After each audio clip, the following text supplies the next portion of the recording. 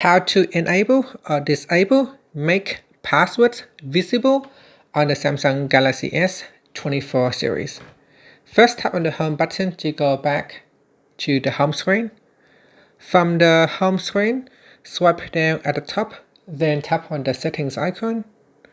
In the settings page, scroll down, and then in here tap on security and privacy.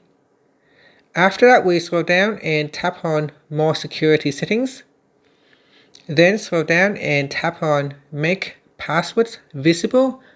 Tap on the toggle button to switch it off or turn it on. When this is turned on, your password will briefly be shown as you type them.